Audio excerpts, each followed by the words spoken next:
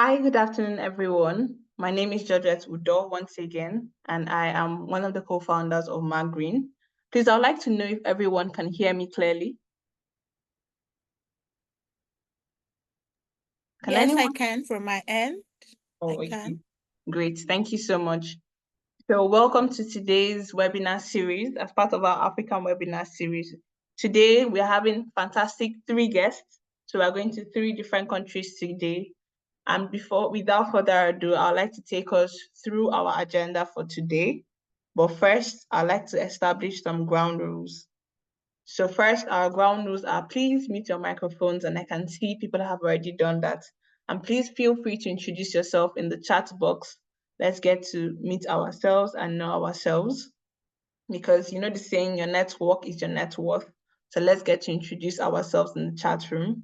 So once again, my name is Georgette Udo, and I'm from Nigeria. I'm a renewable energy engineer, and I am also one of the faces behind Green. And I'm happy and very grateful to each and every one of you for joining our webinar today. So because we have three guests and I know time is of essence, I will just go straight and just get us through the session. So our agenda for today is to go through our introduction, have presentations from our speakers, and would also have a series of knowing Africa better before we now get to the end of it. I would like to quickly introduce what Green is all about. So first, Green is an organization that is poised at empowering Africans with knowledge. This was birthed out of the gap that we noticed because of lack of information regarding climate change and energy transition, especially in Africa for Africans. So that is why Green was founded. Our vision is to build a community and network of like-minded people and organizations that are willing and ready to combat climate change. Out of this vision, we were able to see the gap between different African countries, and we decided to make an African webinar series so we get to learn from each other and learn from our targets or our, let's say, our niched results that we are getting. So each country has a way of tailoring their solutions to their own needs, and we can learn from each other instead of learning from the Western world. That was one of the reasons that we started this Green Energy series. And over the period of this year, we've been able to go to over 20 countries so far. And our vision and aim is to be able to get through to the 54 African countries. So with your help and your attendance, we are hoping that we are going to be able to carry these activities out. So yes, these are the three beautiful faces behind Green. We have Mary Dora Kamara, who is our programs coordinator. We have Aisha Suleiman Abba, who is our communications partner and coordinator. And we have myself, Georgette Udo, who is the technical coordinator. I will take us quickly to just have a little bit of fresh up to our understanding of Africa before we proceed. So please feel free to either scan this QR code, or I would just drop in the chat box a link to the site where you're able to just see how best you know Africa. So I'll just leave a few seconds before I change the slide.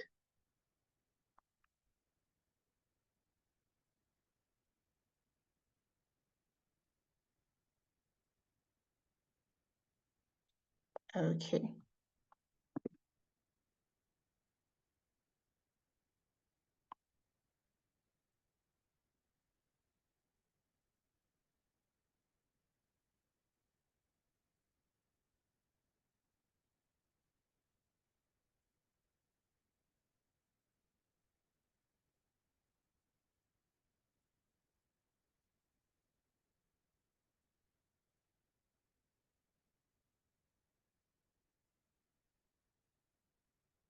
So I can see some people introduce themselves in the chat box, and that's really nice. Thank you so much for doing that. I've also dropped the link in the chat box, and now I would share my screen and let's get to see how best we know Africa.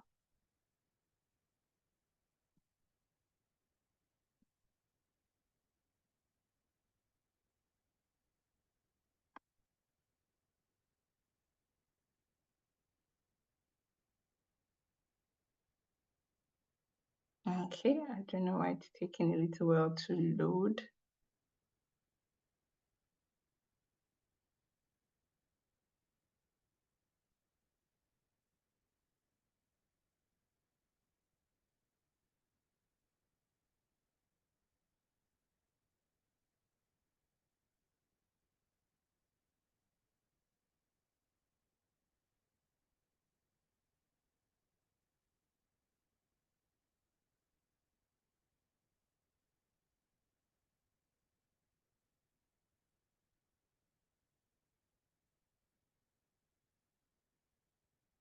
So please let me know if you can see my screen and if you've been able to log into the website.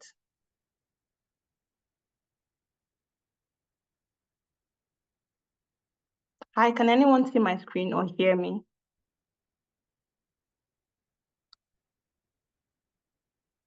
Yes, I can. No. I can hear you as well. Oh, okay, great. Thank you so much. So our first question is, what is the name of the highest mountain located in Tanzania? We have Mount Eglon, we have Mount Kilimanjaro, and Mount Meru.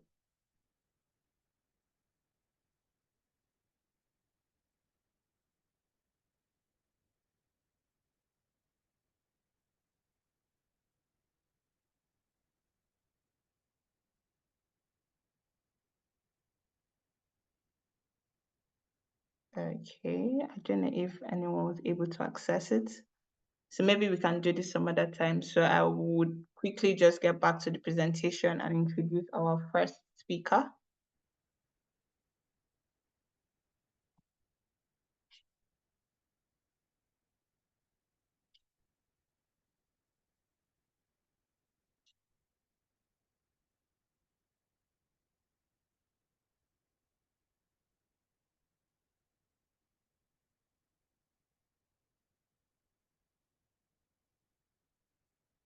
So our first speaker for today is Mr. Humphrey Merma.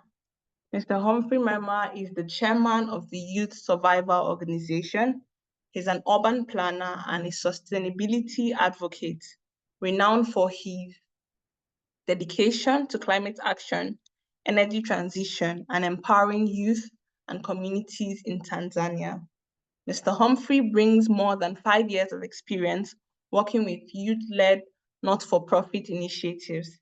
He has profound impact in urban planning, policy and advocacy, and climate education in Tanzania. Without further ado, I would like to welcome Mr. Humphrey. Mr. Humphrey, the floor is yours. Please feel free to share your slides and share your screen.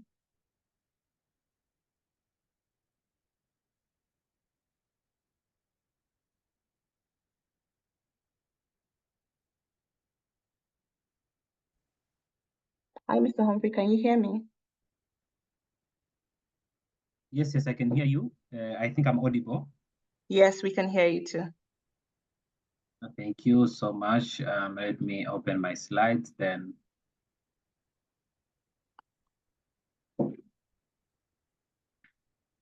Well, thank you so much, everyone, for this privilege, and thank you, Georgette, for this invitation.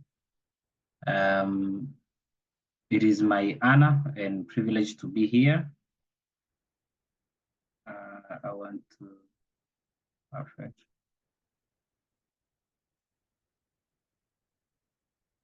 Yes, yes, my name is Humphrey Brema. As I've been introduced, I'm the chairman of Youth Survival Organization. I'm based in Dar es Salaam, Tanzania. I was also privileged to see that Mount Kilimanjaro has been shortlisted as among the highest mountains in Africa, of which that's the fact. And I'm proud to be living here. Yeah, thank you so much for the opportunity of joining my fellow sustainability champions in this webinar, where I will be speaking about climate diplomacy and its roles to Africa, its benefits to us, and so many others. Allow me to share my screen.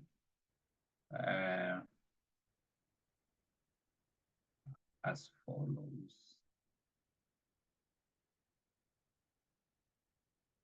Can you see my screen?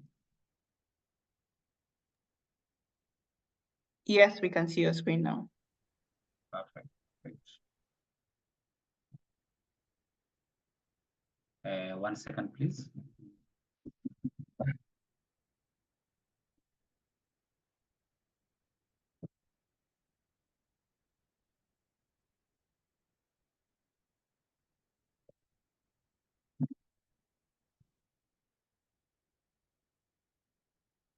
Yeah, thank you so much. And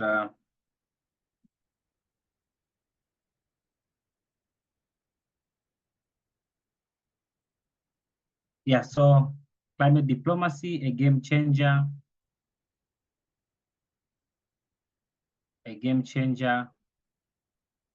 to socio-economic prosperity of Africa. I would like first, before going forward, what comes in your mind when we hear about climate diplomacy? I want to hear from the rest of the floor, except Georgette. I just want to hear from Aisha, Ala, Idris, Mary, Dora, Mary Terefe, and Nahum. Any one of you. What do you understand when climate diplomacy comes into your mind? Mm-hmm. The strategics and the decision making that influence the economics and the decisions of the country and its relationship with the other countries. Relationship with other countries. Anyone else?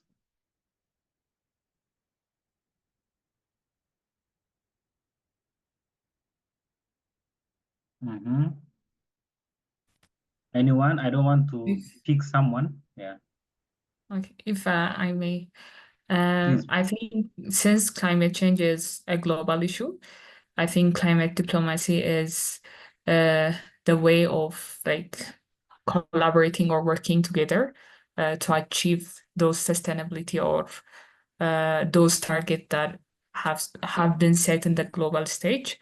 So when a country is involving the diplomacy, they can leverage those issues to gain like to get an advantage with other countries. Okay, thank you, Mary. I want to hear from Idris or Nahum. Any of you, what do you understand by diplomacy or climate diplomacy? Idris, welcome. Thank you very much. I think what I think is climate diplomacy is about prioritizing the climate action by engaging dialogues and public diplomacy and external policy instruments. That is what comes to my mind when I heard that, or I see this term climate diplomacy. Thank you. Yeah, thank you so much, all of you. I think your answers are near to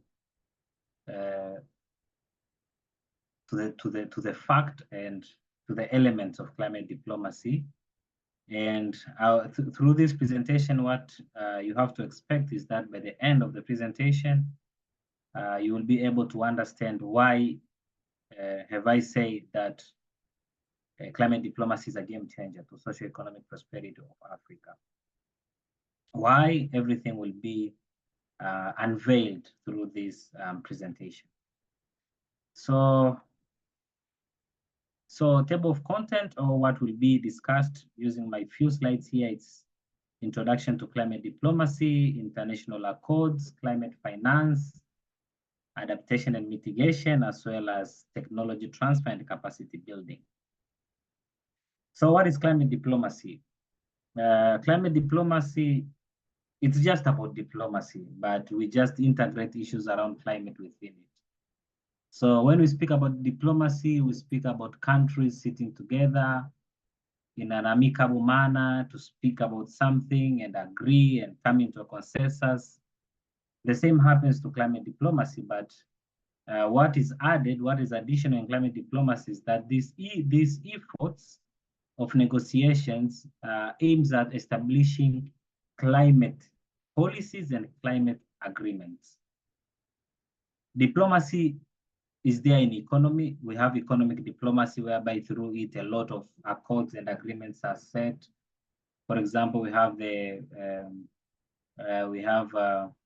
AfCFTA, African Continental Free Trade Area, which was established in 2018 in Rwanda. This is because of of economic diplomacy. When it comes to issues around peace, we have the Tripoli Declaration of 2009. We have the Malabo Declaration. So the same applies to climate. So we say climate diplomacy are efforts by countries and international organizations to address climate change through negotiation, cooperation, and the establishment of global agreements and policies. So the efforts that can be made by two countries or more. You can't speak about diplomacy if there is no two countries involving or engaging. There has to be two or more countries. So they are solicited together with international organizations and intergovernmental institutions to address climate change, whereby there are negotiations which will be ongoing, there will be cooperation, and there will be establishment of global agreements which will fortify the commitments that will be made during the negotiations. So I want us to know about international agreements. Before speaking about international agreements, I know among us, some of us might have been informed about climate and the agreements. What are the famous agreements that have been made so far until now? Just mention one. I will start with Georgette now. Host, talk to us. I know you are a renewable energy engineer, but climate is cross-cutting. So,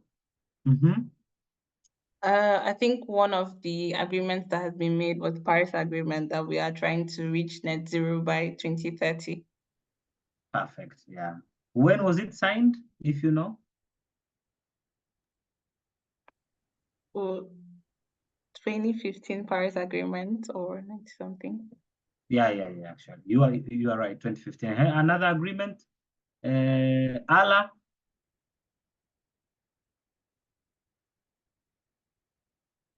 I don't know actually. You don't know? Yes. Okay. Idris? Actually, I have no idea. Thank you. You have no idea. Nahum?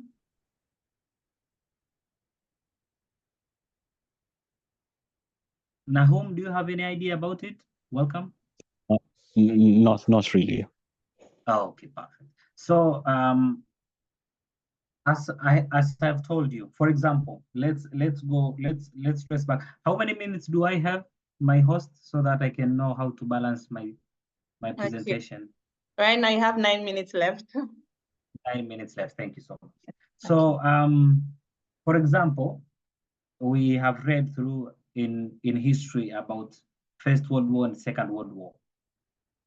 After the First World War, world countries came together and say like this thing should never happen. We usually use a very common phrase, never again. So they said never again to war. And they decided to form the League of Nations, that its main mandate is to prevent the world to enter into war again. And this League of Nations was the output from an agreement which was made in France, Versailles. So we had something called Versailles Treaty of 1919. Through that, they came together and said, through this Versailles Treaty, now we are going to end war, and they established an institution called League of Nations. However, we know that League of Nations failed, and the world fell to the Second World War. After that, the United Nations was formed in 1945. So tracing back to history, around 1960s, 1970s, the world was grappling to recover from the impacts of World War II.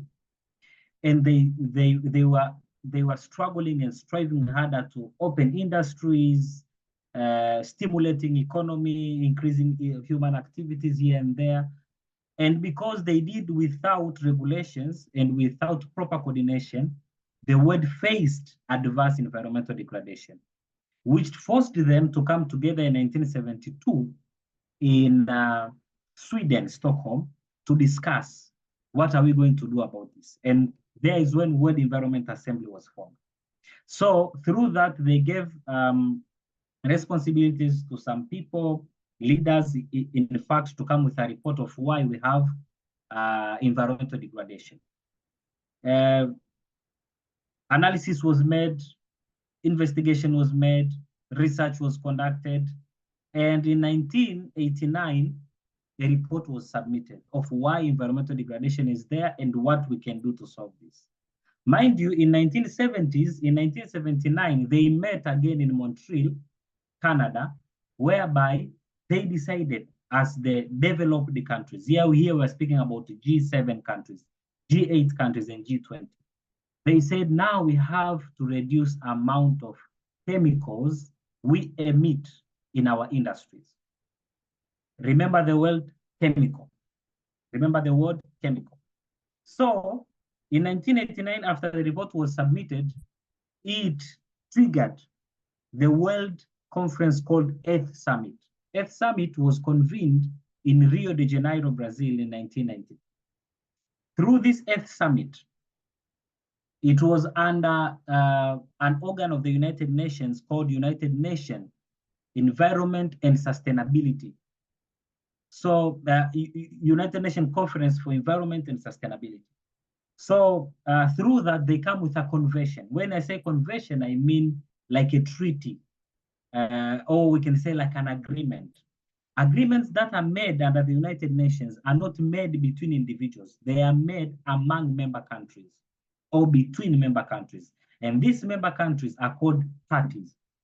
So for example, Nigeria is one of the parties that signed that treaty in 1992. Tanzania, my country, was among the parties also who signed that treaty in 1990. So this treaty was called UNFCCC, United Nations Framework Convention on Climate Change. This treaty had a lot of ambitions, and these ambitions resulted to a lot of agreements later on. We will speak about Kyoto Protocol in 1997, Paris Agreement in 2015, a lot of international mechanism, a lot of work programs with the aim of achieving this through multilateral efforts. So this is all about the journey of climate diplomacy. I just wanted us to trace where this all started. So speaking of that, also during the Earth Summit in Rio de Janeiro, Brazil in 1992, there were other two conventions which were formed. Apart from UNFCCC, United Nations Framework Convention on Climate Change, there were other two, which are UNCBD, United Nations Convention on Biodiversity, and UNCCD, United Nations Convention to Combat Desertification. These are called sister conventions under the UNFCCC. And nowadays, when we are speaking about COP, I know we heard about COP. I know you have your colleagues who went to Dubai last year during COP28, or you are also there. COP is a short form of Conference of Parties. That means those parties who signed the UNFCCC treaty in 1992, they are meeting. And usually COP meets once per annum. So this, last year it was the 28th conference of parties. That's why it's called COP28. And this year, from 11th to 22nd of November, we are meeting in Baku, Azerbaijan for COP29. So it goes like that. But we also have another two COPs from those sister conventions. UNCBD, it has its COP for biodiversity, and UNCCD, it has its COP for desertification. These, they usually meet after every 2 years. So, and fortunately, they are also meeting this year in Cali, Colombia for UNCBD, and Riyadh, Saudi Arabia for the UNCCD. All these are climate diplomacy, environment diplomacy. So another, we are speaking about climate finance. These are the components of climate diplomacy. Here we are speaking about money. We know Nigeria are facing energy crisis. We know Nigeria are facing drought and floods. And in fact, Africa, the sub-Saharan Africa particularly, we face common challenges. So how are we going to solve this? Resources are crucial. And when we are speaking about resources, climate finance, this is where it comes. So for example, your president decides to attend COP28 or COP29. How much resources will he mobilize for his country? How many agreements will he sign on behalf of the country to bring that money to your country? Last year, during COP28, our president, Samia Suluhu Hassan of Tanzania, attended COP in Dubai. And during the meeting, I think it was on the 1st of December, we had a natural, I can say like a disaster here in Tanzania, landslide happened and 100 of people died. So our president had to stop her trip, her diplomatic trip in Dubai, and came back to Tanzania so as to like address this issue while she is here. And because of that, she gained public sympathy, and I can say global sympathy. A lot of money was contributed by member countries, by friend countries, and say like we are contributing this for the citizens who are affected, for the infrastructures which are dilapidated, for the schools which are damaged and stuff. All this is climate finance. However, we have like 5 main funds of climate finance which are working globally. First is Global Environment Facility, and they have their offices in Washington, D.C. GCF, Green Climate Fund, they have their office in Seoul, South Korea.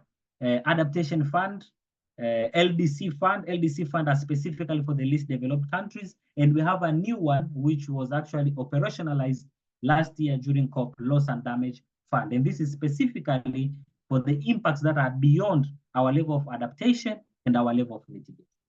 So until now, climate finance is there. However, we are lagging behind because there is no a universal definition.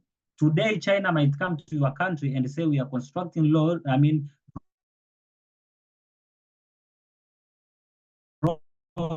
with a discount, and they will later track it as funding they provided for climate finance. So you're asking yourself, how does road and climate finance relate? So this is because we don't have a universal definition. And there are a lot of promises that were made and are yet to be delivered, including we call it the National Collective Quantified Goal, NCQG, whereby developed countries pledged to contribute up to $100 billion each year to help developing nations to combat the impacts of climate change. It is yet to be done, it is yet to be mobilized, and this is why we say climate finance is crucial. However, the track record is not sufficient. Another is adaptation and mitigation.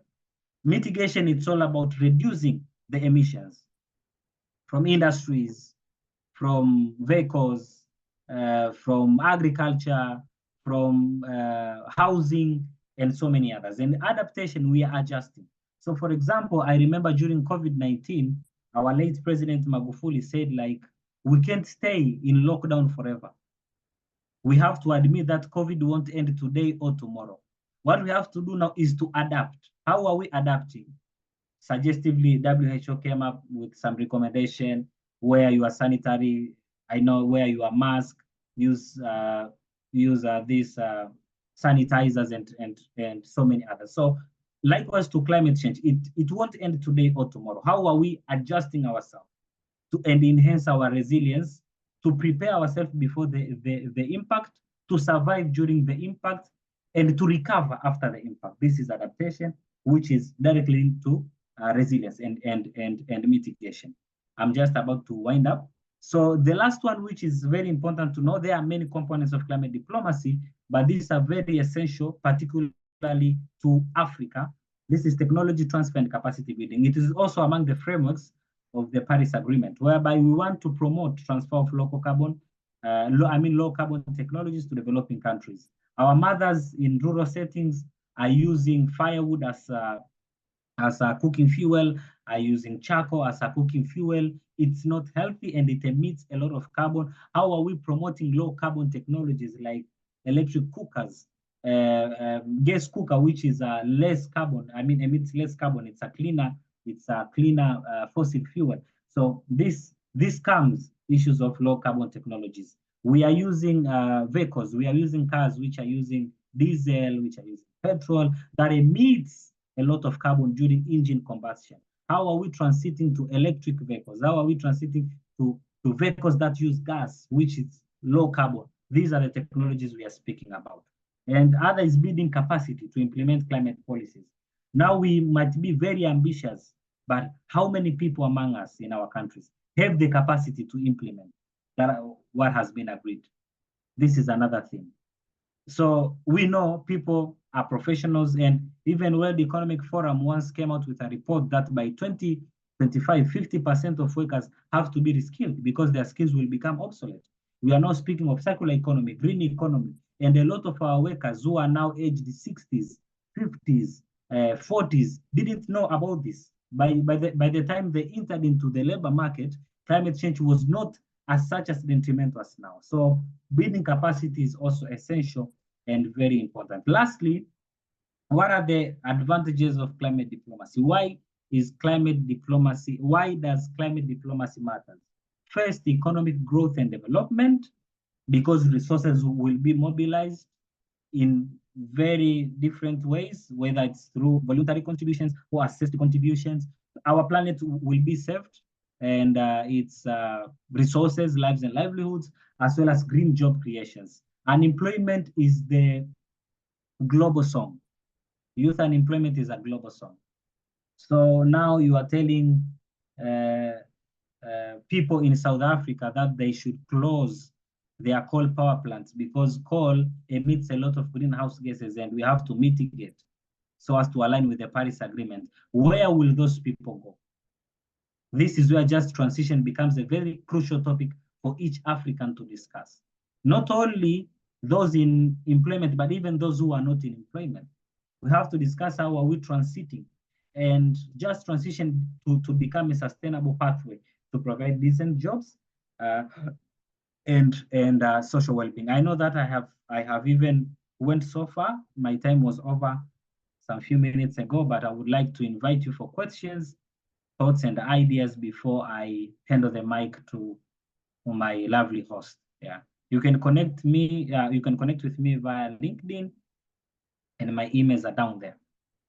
Yeah, thank you so much, and over to you guys for questions, suggestions, and ideas. I'm listening. Thank you so much, Humphrey. It was a wonderful presentation. And I think some of the things I have learned from your presentation are some key factors that would stick with someone. So the first thing at the ending part, I'll not go through all the notes I made. So the first one was when you said youth employment is a global song. So that would easily just stick to someone's head because it's the truth. Every country is going through this whole point of unemployment. What do we do? How do we go about it? How do we change it? And please, if anyone has any questions, please feel free to either raise your hand or put it in the chat box and we can proceed from there. But my first question would be, what is your country currently doing for youth to empower them? Because I saw that you said you are helping or chairman of youth initiatives in the country.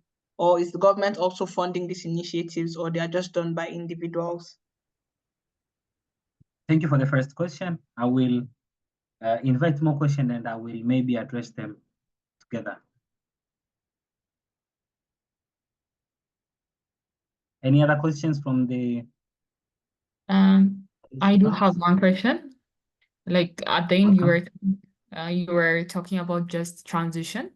So, is there any kind of solution that is proposed so far, like for just transition? Because I understand it's a huge problem. Like firstly, for the countries that have been dependent on for the energy consumption, for example, on coal or oil or gas production. So, like, how could a country could go through a just transformation? Thank you so much.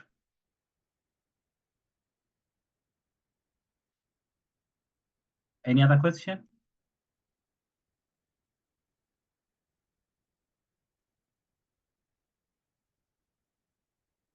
I think no any other question, so I will proceed to answer. Starting with the status in my country. Well, my initiative is not funded by the government, and I think this is common to most of the countries, that you can invite the government as technical partners, but when it comes to finance, they might be even the one to ask from you. Yeah, so that's how it is. So we are usually depending on donors, individual donors, as well as foundations and organizations in the country and outside, as well as private sector. And when it comes to our ambitions as a country, I would like to commend my president.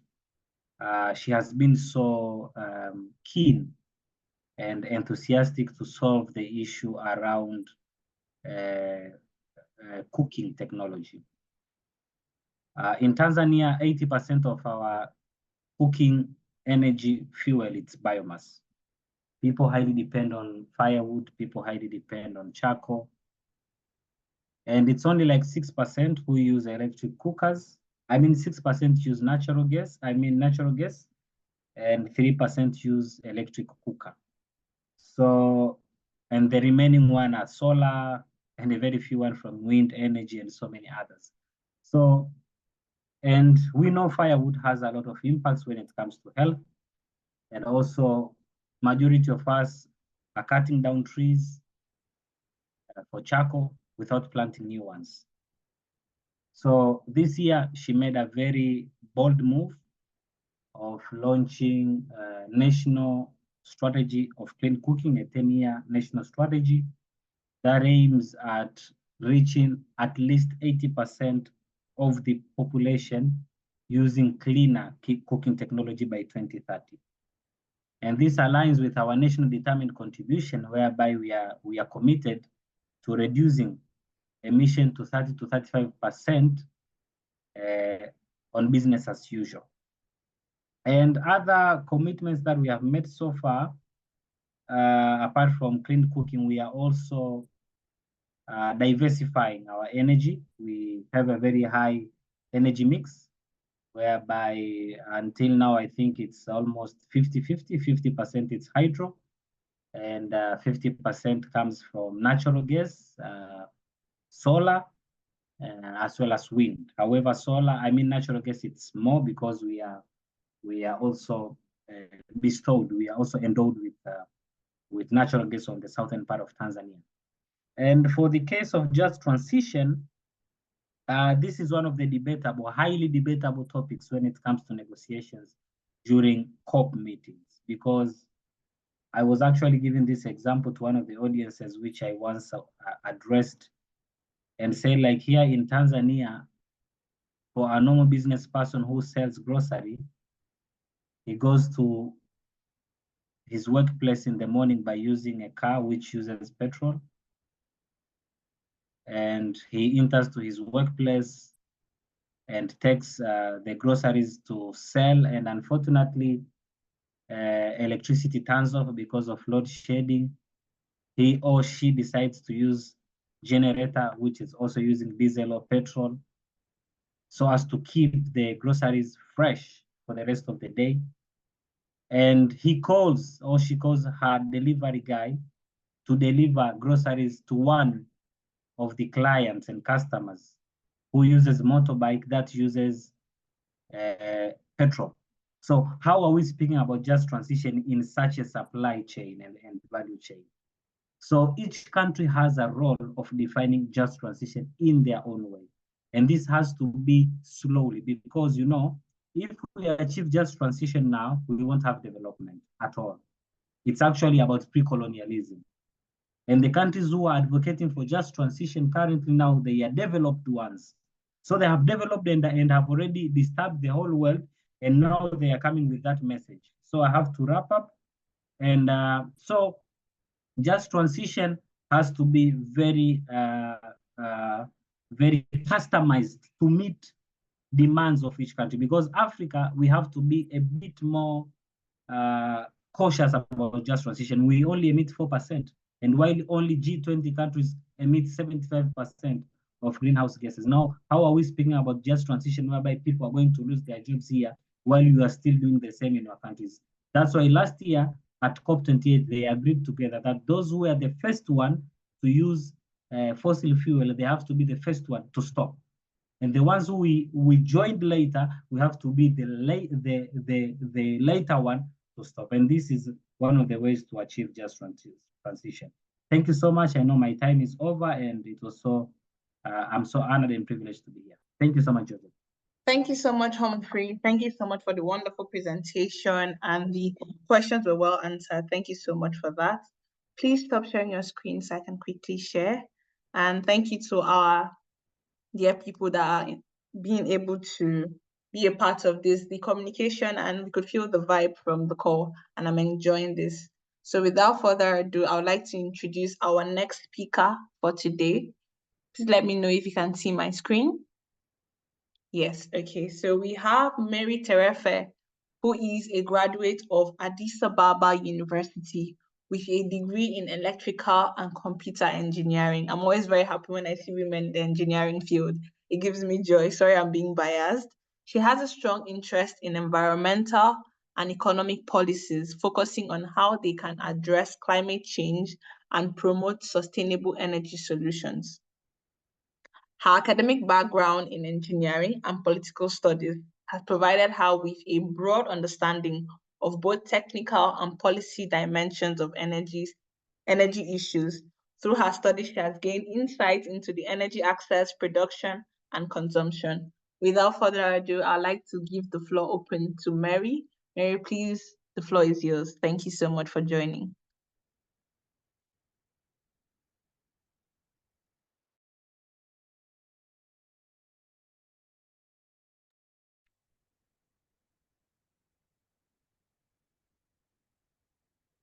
Hi, Mary, you're on mute, so we can't hear you if you're speaking. Hey, I think I have shared my screen. Yeah, we can see your screen, but it's not full yet. Okay. What about now? Yes, perfect. It's good now. Okay. Thank you. Thank you, Humphrey. It was a very interesting presentation. I really learned a lot. And thank you for Georgetta also for hosting this session. Okay, I'll just go to present what Ethiopia is doing in terms of addressing climate change, and also achieving net zero policies that has been set in the Paris Agreement. So I'll continue. Okay, so when we see as an overview, for example, Ethiopia has an electricity coverage of 56% of the population. That means the 44% of the population doesn't have an electricity, and most of the people in Ethiopia live in rural areas. So there is a lot of work that needs to be done. And the other one is the energy potential. Currently, before going to the energy potential, currently Ethiopia only produce around 4,500 megawatt, and it's primarily from hydropower, so it's mostly a renewable energy, and it's kind of count for most of 90% of the power, but it doesn't include our biggest dam, that is the Grand Ethiopian Renaissance Dam, that is estimated to produce around 6,450 megawatt. So, but it has the potential to produce 60,000 megawatt from renewable resources, and Ethiopia also had a goal of reaching 100% electricity in 2025. So the resources we have would be for now most if they are developed would be good to reach the 100% electricity we are aiming for. So when we see about the energy consumption, but it's mostly dominated by residential use, Ethiopia is, of course, its fastest growing economy, and we are adopting a lot of major industries, but most of the energy they get is from electricity, and so since we produce from renewable sources, it is kind of clean. But for most of the part, Ethiopia like use energy for residential use, and from that, it's only it is a number. I think it's around 2080. I haven't got the updated status of currently what we are at, but 10% of the population is only using clean cooking. That means the other 90% is use like a traditional way of energy, that is burning fossil charcoals and also using biomass for cooking. And the other one is this is like the generally what kind of energy sources we have. The next thing I want to focus on is like as Amfrey was mentioning, there in Paris Agreement, countries have agreed on to reach net zero by 2050. So in that agreement, it is mostly its range of strategies and action to be taken, like to kind of balance the amount of greenhouse gases emitted from the earth and the amount also removed from the atmosphere. So in this, I think they have agreed to only to lower the temperature of the earth like under 2%. That is 2 degrees Celsius. That is pre-industrialization. And so for that, they aim to like achieve net zero by 2050. So for that, they have set a lot of goals, and Ethiopia has also set its own goals. As it's known, like we are not the major contributors to the climate change. The developing countries and also the emerging economies are the one. That is the US, the Europeans are major contributors, but also India, and also China also is the major contributor for the pollution. So Ethiopia has aimed for like 64% reduction by 2030 and achieving net zero by 2050. So for that, I think Ethiopia mostly have and also pursuing a policy of like using renewable energy as a source of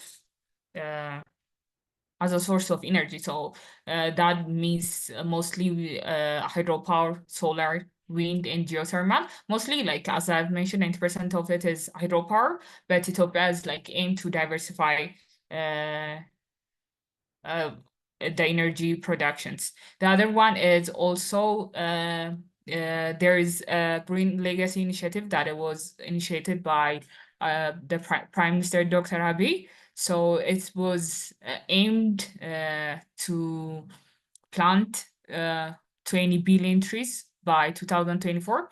According to the Prime Minister Office, Ethiopia has so far planted 25 billion trees. That it means like it surpassed its plan. And so in the next 4 years, they are also planning to plant 25 billion more. Why this is important is mostly Ethiopian tree coverage was very low because of deforestation. We are very so like recovering that by reforestation is one of the areas that the Green Legacy Initiative want to focus on. So in that Green Legacy Initiative, like instead of only planting trees for the environment, they were also planting trees that, for example, fruits that could be used also as an economic means. So they are also thinking about the economic sustainability of the communities where those trees is planted. Next, we can see also the net zero target cost. When I say the cost, like mostly I focus on the cost of transitioning into clean energy or sustainable energy initiatives. So when the target is, for example, there I have read this, like it says like around 70 billion, the billion of dollars is needed like for Ethiopia. This is the additional money that is needed to transition into clean energy, and it's like compared to the business as usual. So if Ethiopia can conduct like without considering the net zero initiative, it could have saved this amount of money, but since the net zero target is the target, we need to like invest more in those green initiatives. So for the financing, Humphrey was mentioning that. So according to the Paris Agreement, the countries were wanted like to mobilize around 100 billion annually by 2022 and throughout 2025 to finance the climate action in developing countries. So Ethiopia also uses from this finance, but it's kind of like the global estimate is like, for example, to reach 2031 to 2050, it's estimated like around 10 trillion dollar annually is needed like to cover an investment into the green initiative. So mostly Ethiopia is raising those things from domestic funding. For example, Ethiopia has solely funded the Grand Renaissance Dam. So this is one of source of funding, and also since we don't have like that much of industrialization, or we haven't had like previously another form of energy source that is not renewable. So we are just investing in getting like the energy from renewable sources that we have been using. So there is not like, we are not going to switch off or transition from coal to hydropower, but we are focusing on the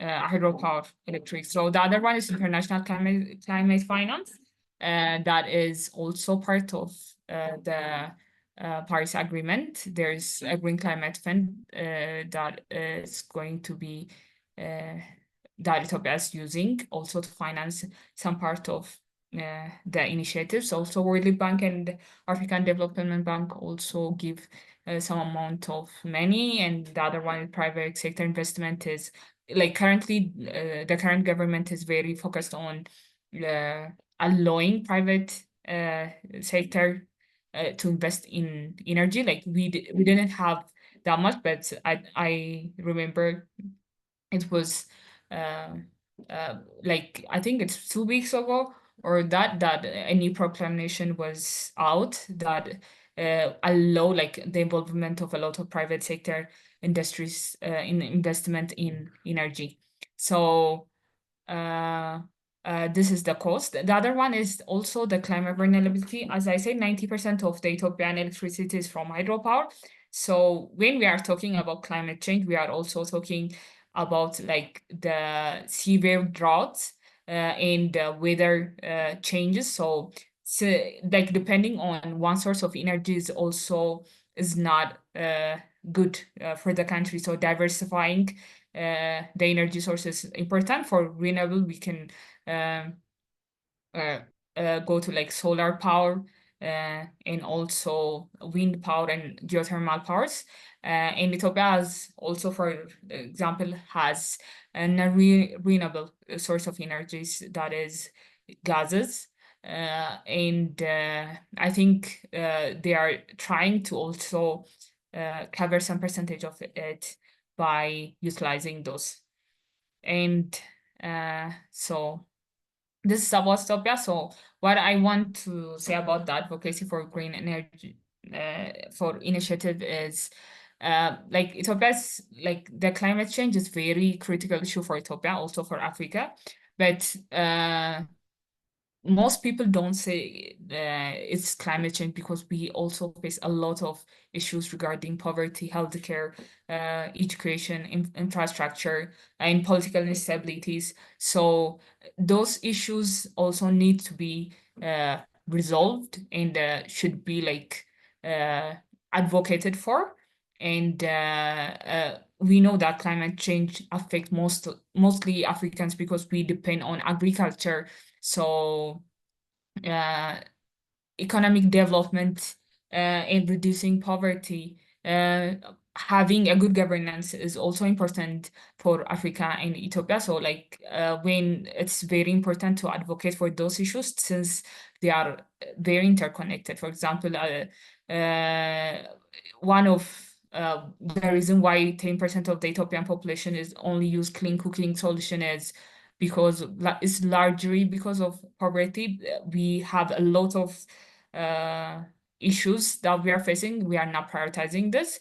So yeah, solving and thinking about poverty, lack of infrastructure, as generally the economic development of the country is also very important.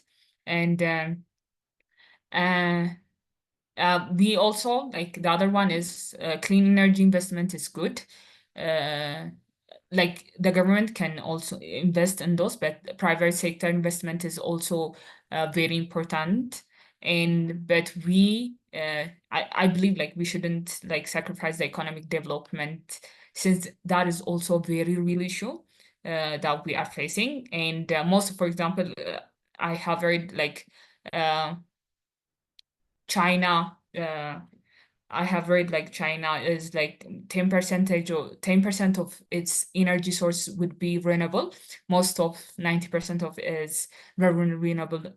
Also, like non-clean energy sources. So those countries are not kind of transitioning to clean energy source. So if we insist in transitioning like now, we might sacrifice those things. And the other one is also we should praise for climate justice since by ensuring major emitters contribute fairly to global climate finance. I don't believe like the current commitment from major emitters is enough. So contributing is important. And the other one, like I just want to emphasize, like in the major takeaway, there's urgency and opportunity for climate change. That is, we do have an opportunity to invest in renewable energy investments that create sustainable economic growth.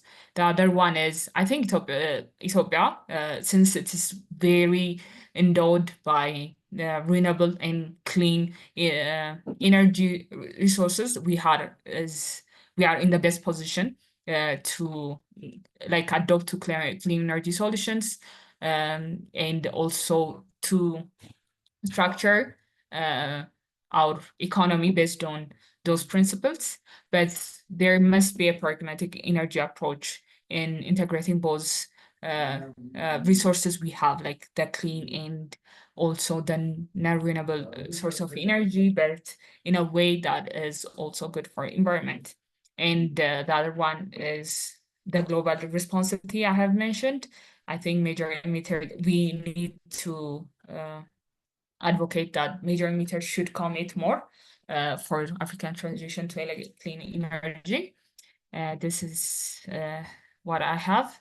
Thank you. And this in the end is the quote by Baba Dion. He's Senegalese environmentalist and forestry engineer. I think it's kind of speak to what we are currently doing. It says, in the end, we will conserve only what we love, and we will love only what we understand, and we will understand only what we are taught. So understanding and sharing the knowledge as currently we are doing about climate change and its importance is very important going forward. So thank you. If you guys have a question, I can receive it. Thank you so much, Mary. This is a wonderful presentation. Moving from advocacy to hearing about policies and what Ethiopia is currently doing. That's really wonderful. It was really surprising to me to find that we still have countries in Africa that are just, their major source of energy was just renewable only. Just like in Nigeria, but we are also very high emitters due to our oil and gas. But yeah, it's really good to see. So please, if anyone has any questions, please feel free to raise your hand or put in the chat box and we would ask the questions to Mary. Another thing that was striking for me was more of when you spoke about that your country has been able to plant 12 billion trees already as of 2024, and they're about to plant 24 billion more. Is that correct? Or you mean we are yet to reach 20 billion?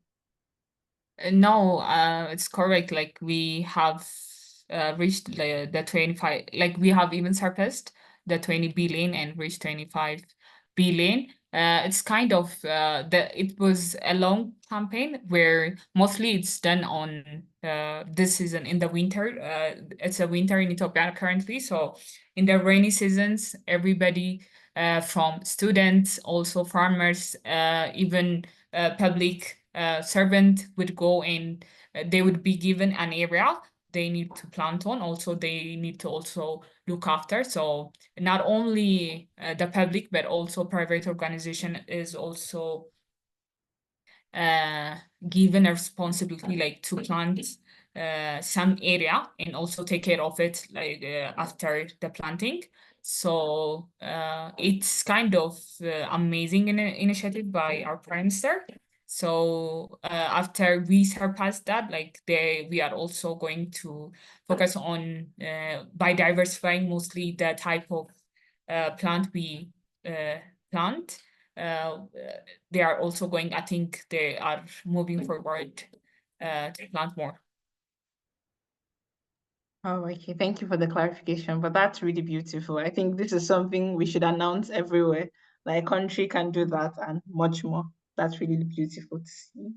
So thank you so much, Mary. And without further ado, I'd like to introduce our next speaker, which is the final for today. I don't know if anyone is interested in doing, I think I could just ask a few questions about Africa and maybe most importantly, the countries we are talking to today, which has been Tanzania, Ethiopia, and now we'll be moving to Somaliland. So I'll just ask one question and please feel free to unmute your microphone and answer. We would love to hear your point of view or would love to hear if you have the answer to the question. So my question is, what is the capital of Somaliland? Is it Hargeisa? Is it Berbera? Is it Basasu or Bosasu? Minus Idris, because I know he's from Somaliland. Does anybody have an idea? I can guess. I think it's the third one. The third I'm one, sure which is Basasu. You're close, but no. The capital of Somaliland is Hargeisa. But yeah, I think that's one of the reasons I'm also always happy about this because we get to learn. So the capital of Ethiopia is Addis Ababa, and the capital of Tanzania is Dodoma.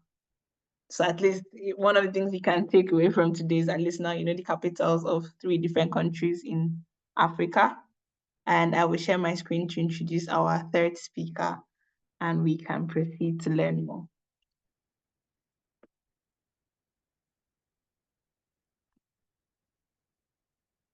Okay, so our third speaker for today is Mr. Idris Abdullahi.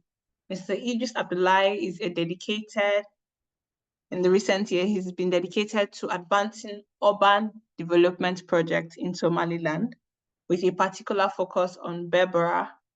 His expertise in the field is underpinned by a solid background in engineering, and he did this in engineering and constructions from the University of Putra in Malaysia. His work in Berbera involves integrating innovative engineering solutions into urban planning and planning to address the city's evolving infrastructure needs.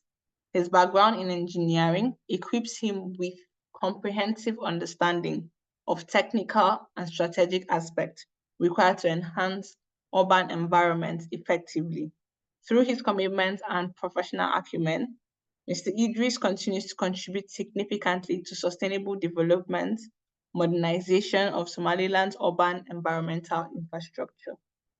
Without further ado, Mr. Idris, you have the floor, and thank you so much for joining us today. Thank you, Georgette, for giving me the floor. I would like to project my screen so that you will be able to see it. What I'm going to present.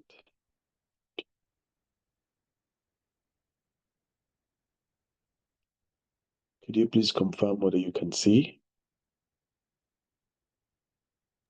Yes, we can see your screen, but it's not in presentation mode. Yes, it's good now. Now you can see in presentation mode. Okay. Without not taking much of your time, I'm going to take you through the session, especially the country of the three countries of today. One of them, Somaliland. I would also like to narrow down the topic to Berbera City, which is the economic hub of Somaliland. Thank you, Georgette, for the question, asking the members the capital city of Somaliland. I was expecting Mary Terefe should know the capital because we have been neighbors for a long time, and there's been discussions between Somaliland and Ethiopia of unlocking Ethiopia and to the sea so that Ethiopia can get access to the sea. I think Berbera is more famous than Hargeisa, since it is a coastal city, which is one of the oldest cities in the coastal areas in the Horn of Africa.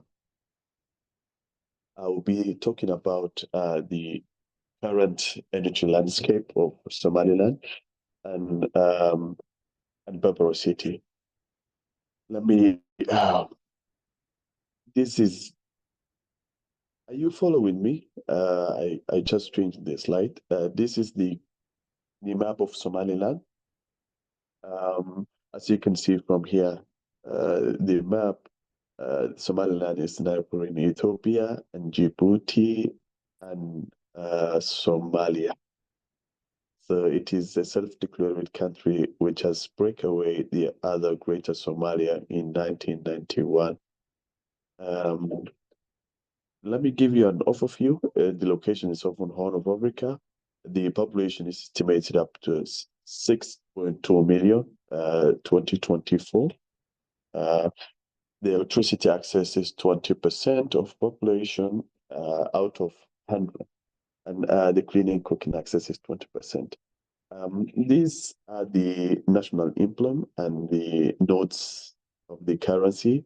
This is 1,000 and this is 5,000. At least you can have a brief of Somaliland. And the capital, it is here, Hargeisa. It's close to the border of Ethiopia. And Berbera, it is located here, where you can see this big M. It is located somewhere here.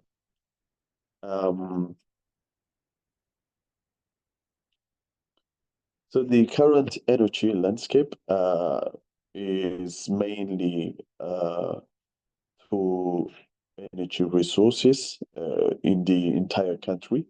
The country uses diesel generators for all the urban areas and the rural areas, especially the rural areas, I mean the town areas where people can find small generators. This can lighten up the small town, which is not more than 10 to 12 households. And there are also other systems which are currently operational, which has been established late in 2020. Hybrid systems, which is in combination of diesel generators and solar power plants. In Hargeisa, there is a solar power plant, which is up to 20 megawatts. Because Hargeisa is the capital, out of the 6 million population, 50%, approximately 50% of the population are living in Hargeisa. So that it needs a lot of energy to be supplied. So 20 megawatts of solar supplied, and they also standby diesel generators. So the common system is using the solar power in the daytime and using the diesel generators in the nighttime. So you can read between the lines. There's no storage at all, or batteries. Those you can store the energy. So let me drag this. So yeah, so you'll be able to see the slide clearly. So this is showing the 7 megawatt type grid, which has been established in Berbera in January 2021. Berbera population is estimated 50,000 people, and the energy consumption, I will take you through it. It is the next slide, 2.5 to 3 megawatts per day. And the supply, as you can see here, it is 7 megawatts of solar. And this solar does not have a storage. But if we take a look at the long-term socioeconomic impact of that project, it maintains the existing power grid, which the company that is currently operating in Berbera has been used diesel generators only. It is actually it was significantly bad to have that kind of grid, which is a hybrid, which is connecting the solar plant to the generators. So if we move to the next slide, this photograph, a real photograph, is Berbera City. Berbera City. Sorry, my daughter is. Please give me a second. I would like to. 1 minute. Okay, fine. This is Berbera. It has a population of 50,000. The energy demand per day is 3 megawatts. And here we have got the energy supply per day, which is 10 megawatt, which is supplied by the solar only. And the diesel generators are always standby in case something happened to the urban grid, which is powered by the solar. And the rates per unit, as you can see here, it is 0.49. It is one of the highest rates if you compare to the other world. Even if you compare to Ethiopia, it is one of the highest rates ever. But before the solar project, the rate was more than $1. So as you can see, it impacted significantly in terms of cost, and it reduces up to 50%. The electricity, which I've mentioned, the solar and diesel generators, this is Berbera International Airport. That company supplies the electricity of the airport. This airport is constructed by the Emiratis.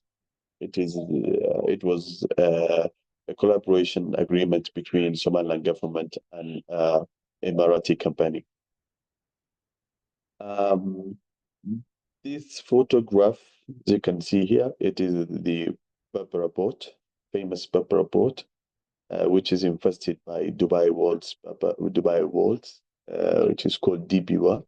It is an agreement between Somaliland government, Dubai ports, and Ethiopia. Ethiopia has got a share of 19%, and Somaliland has got 35%. The rest is DP1. which is owned by a Marathi company. The consumption patterns, the port itself has got its own power supply, which is basically diesel generators, but partially the electricity company supplies the port itself. So in the rural areas, there's actually limited access, but they are also depend on traditional biomass. And some families, they have got some solar panels which is donated by NGOs so that they will use it for their daily demands. These photographs are the photos of Berbera Port after the agreement of the investment. The country net zero target and policies, we have a target of by 2040, but that target, it is too ambitious as the country now is getting a lot of challenges in terms of clean energy. And there are actually constraints which are mainly financial. The policies, actually the plan that the country has got, it is to increase and invest renewable energy sources, although the only renewable energy that the country can invest is mainly solar power and windmill energy. If you compare to hydropower, we do not have a river like Ethiopia, which we can make a great dam that we can generate the electricity of the country. Even that kind of electricity can be sold to the other countries, neighboring countries, but we do not have that kind of opportunity.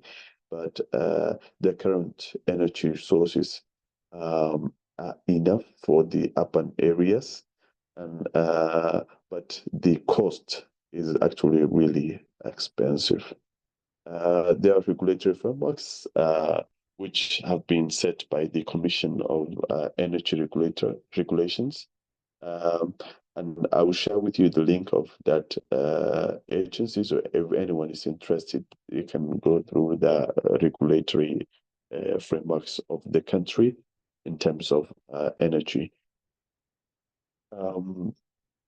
The transition, we do have a plan which is investing solar power, especially in the urban areas, since people are moving from the rural areas towards the cities and the urban areas.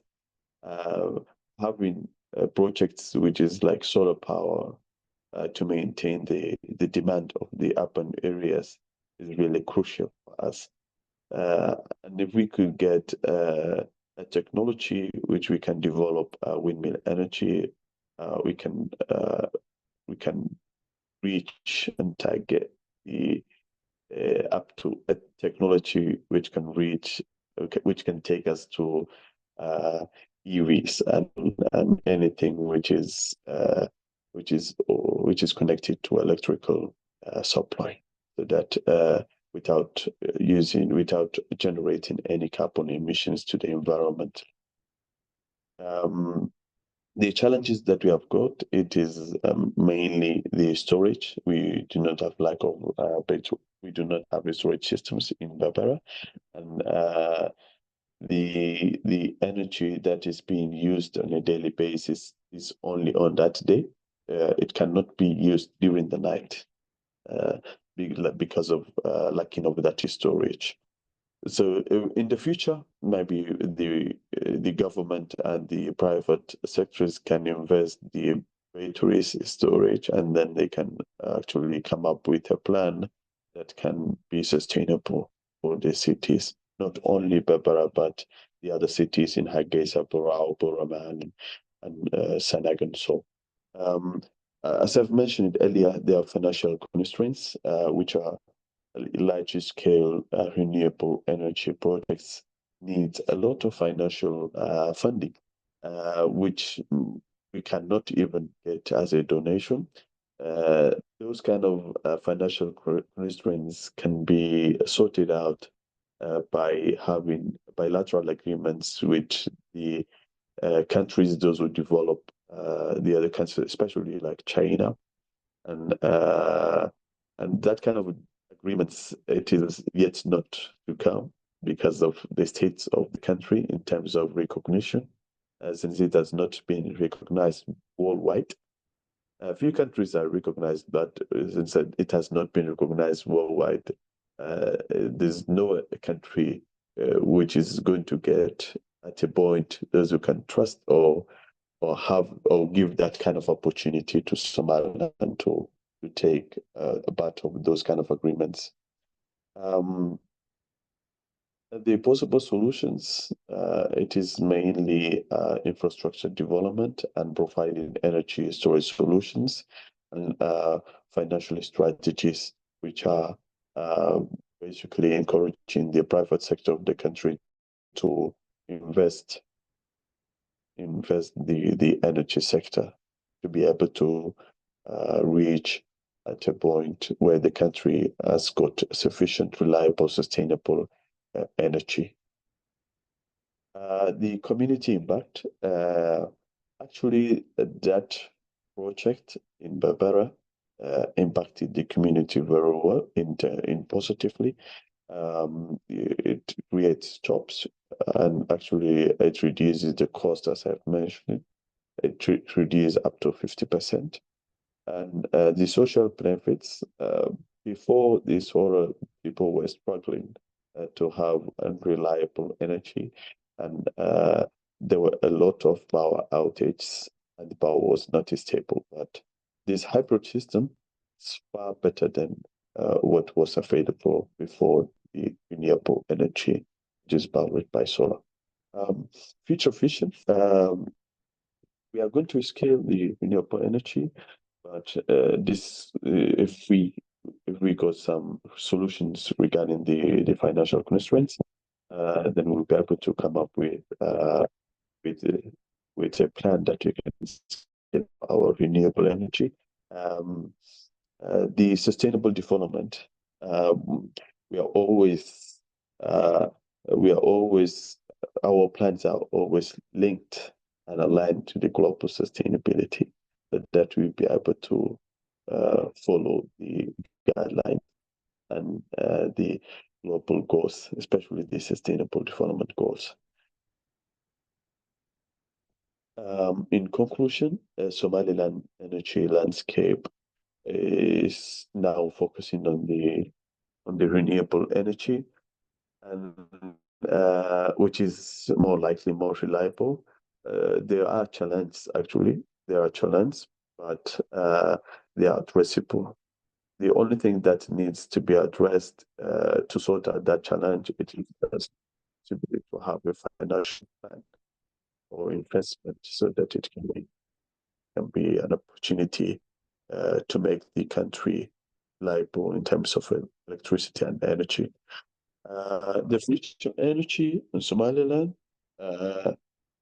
it is going to be more on renewable energy. That is the country's focus in terms of future plans. The call to action that I'm going to conclude, we've been looking for a collaboration that locally and internationally to get an investment to be able to achieve energy sustainability, whatever city is that is located in Somaliland, especially the economic hub of Berbera city.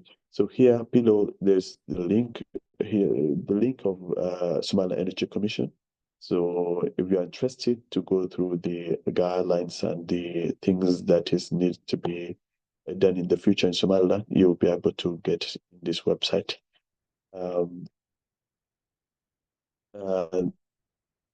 One more last thing is the questions and answer session. So if you have any questions, I'm available to take. Thank you very much for your time. Thank you so much, Mr. Idris. This was a lovely presentation. At least, firstly, we are getting to have a feel of Somaliland. And I must say, before we had our conversations, I had never really thought about Somaliland. But when you now explained to me, I now made my research, and it really made me understand that, wow, there's a lot of things going on in Africa. And like they say, knowledge is power. Getting to know these things is what drives us, and seeing what the country is doing so far, how they're able, and what renewable energy can do for us. So like your cost of energy was higher than $1, and with the use of solar, it dropped to 0.49 USD, and that's just very wonderful to see. Like all the theories we've been hearing and finally seeing practically. So before I continue, please, does everyone have any questions? Please feel free to raise your hand or unmute yourself to ask your question. The other question I saw, I'm really happy about your presentation because you got to give us the challenges and possible solutions, so which is good because you mentioned about investments. I see some form of things around there regarding investment. So do you have enough land mass to put in more solar systems? Because with that, maybe it would draw in investors to be able to try to do a storage system, and you're close to water, so they can possibly start thinking of hydrogen.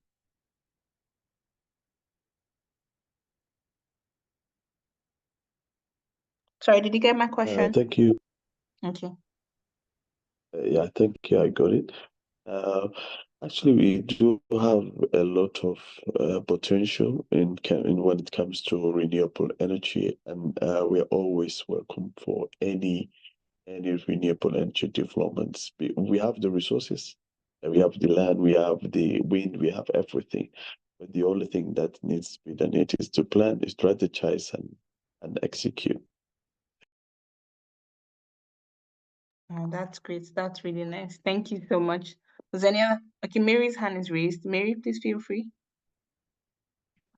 Okay. Like I'm sorry for not remembering the capital city. As you mentioned, I know Berbera well.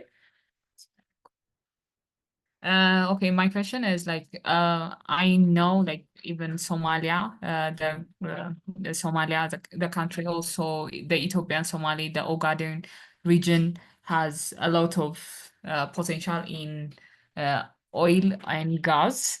So what is also like the potential of like as an energy source or as a consumption also for Somaliland, and how are you going to kind of balance between the needs that you have and also like using both uh, source of energy, and how it's also kind of aligned with the climate change issues? Thank you. Thank you, Mary, for the question. Now you remember Berbera is one of the cities in Somaliland. The question, yes, we do have natural resources, oil and gas, and there have been explorations that have been done, and there are about 2.5 million barrels of oil in the survey results that I've read in the article. It is SL Block 13. That is the area that has been found, and but we are not actually right now ready for extraction of those kind of resources to be able to meet our energy demands due to lack of recognition from the international communities. But we have got recognition from the communities, and we have the muscle to tackle that kind of challenge internally and politically. Then we'll be able to take the opportunity to extract those kind of resources and make the country prosper in terms of energy and electrification. Thank you.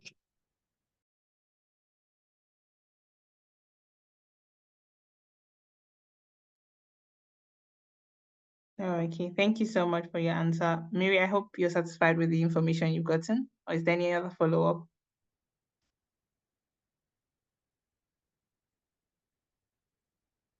Mary? I have like I get it. Oh, okay, great. I'm happy to hear that.